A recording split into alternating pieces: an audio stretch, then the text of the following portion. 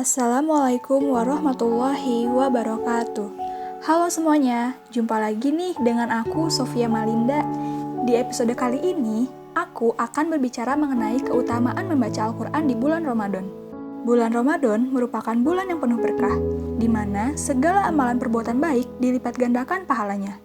Dan membaca Al-Quran merupakan salah satu amalan yang sangat dianjurkan untuk dilakukan di bulan Ramadan ini.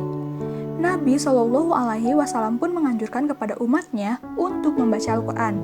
Dalam hadis tersebut, Nabi Shallallahu Alaihi Wasallam bersabda, "Sebaik-baiknya kalian adalah orang yang mempelajari Al-Quran dan mengajarkannya." Hadis riwayat Bukhari. Maka dari itu, terdapat beberapa keutamaan membaca Al-Quran di bulan Ramadan. Di antaranya yaitu, yang pertama, mendapatkan pahala yang berlipat ganda. Nabi Shallallahu Alaihi Wasallam bersabda, "Seorang yang mahir dalam membaca Al-Quran, maka bersama dengan malaikat yang sangat mulia dan sangat baik. Sedangkan orang yang membaca Al-Quran tetapi terbata-bata, kesulitan, dan merasakan berat dalam membaca, maka akan mendapatkan 2 pahala." Hadis riwayat Bukhari dan Muslim. Maka dari itu, perbanyaklah untuk membaca Al-Quran di bulan suci Ramadan ini, supaya kita bisa mendapatkan banyak pahala dan mendapatkan kemuliaan di bulan yang suci ini. Yang kedua, sebagai obat penyakit hati dan fisik.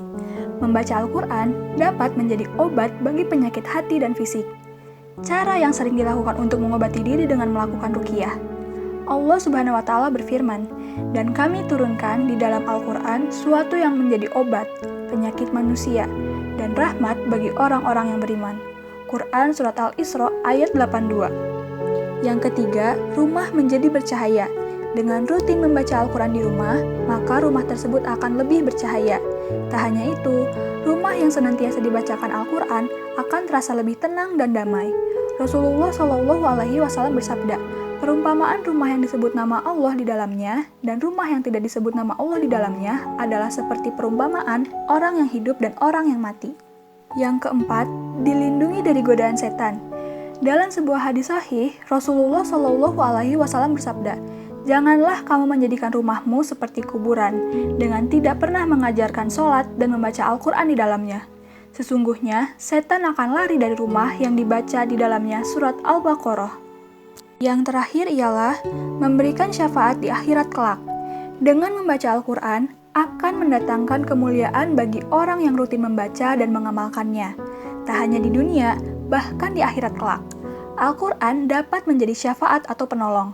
Seperti hadis yang menyatakan, "Bacalah bait Al-Quran, karena sesungguhnya pada hari kiamat nanti akan datang memberikan syafaat yang baik kepada pembacanya."